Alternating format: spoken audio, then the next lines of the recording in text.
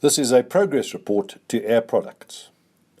We are east of Johannesburg in a place called the Kwasa School in East Daggafontein Springs. As you can see on the left-hand side, the entire precinct is surrounded by a very good security fence. There's a guard at the gate who checks anyone coming in or going out.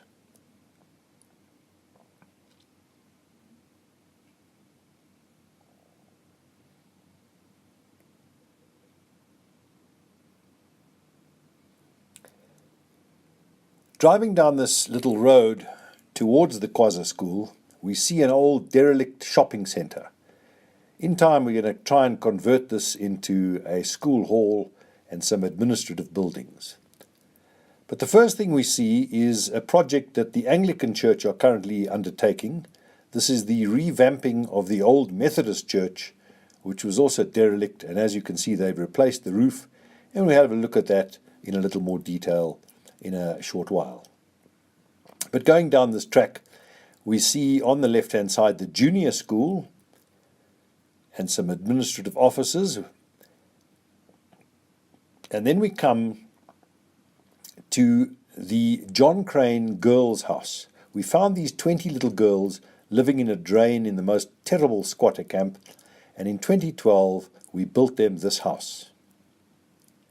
No sooner had it been completed that we decided we better build one for the boys as well. As you can see, they've got great security fences and solar panels.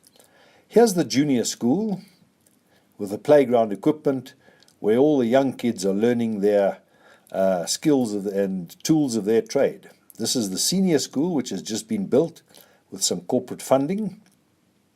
Unfortunately, it's school holidays at the moment, so there are no kids in the grounds, but future progress reports will certainly have them screaming and wailing and vying for your attention.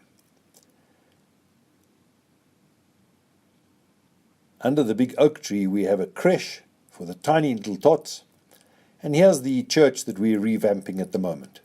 As you can see inside, we've replastered and painted the walls, re-roofed it, put up new trusses.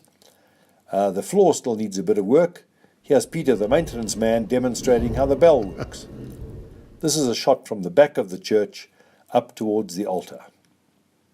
Many generations of kids are going to start their religious education in this school church. Here's a view of the outside again.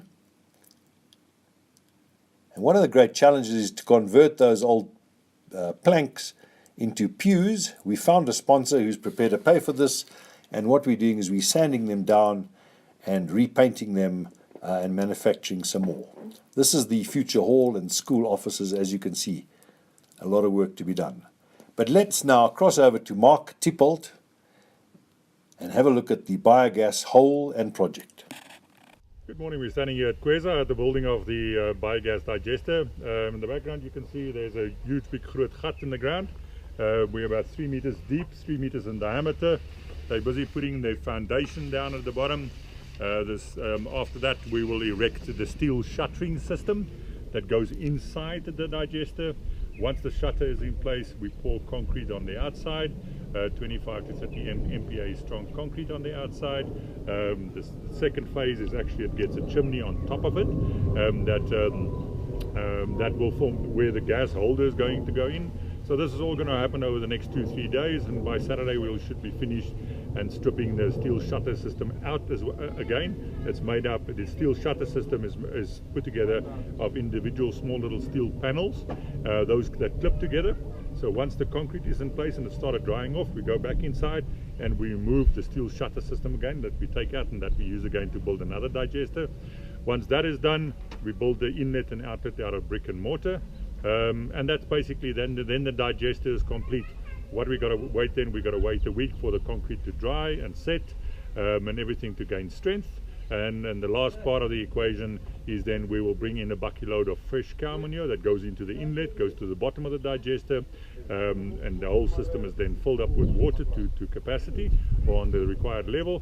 Everything is then anaerobic underneath inside the digester, and those microbes in the cow manure will start multiplying, settling themselves, and we'll leave that for about 2 weeks.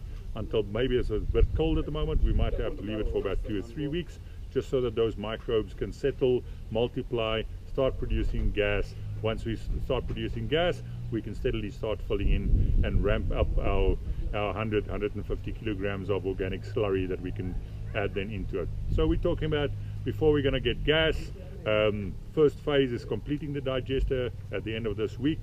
Maybe towards the middle of next week we'll be finished with all the construction work. We've got to let it stand for a week and a half, just so the concrete can strengthen, and then we will load the digester with the cow manure and let that rest for about 2 weeks. So we're talking about 3-4 weeks time from now we'll be finished and starting to produce biogas. But that's where we're sitting at the moment. First week of August sort of stuff. Sort of first week of, because it's very cold at the moment. It's the worst time to start a digester, because it's so cold. The microbes are very temperature sensitive, and the closer it gets to 10 degrees inside the digester, the more they intend to go for a sleep. So we'll take a bit longer to ramp up the system. But we're talking about middle of August, I would say we'll start seeing gas. Thanks very much, Mark. And here's the kitchen, which we're going to be supplying gas to.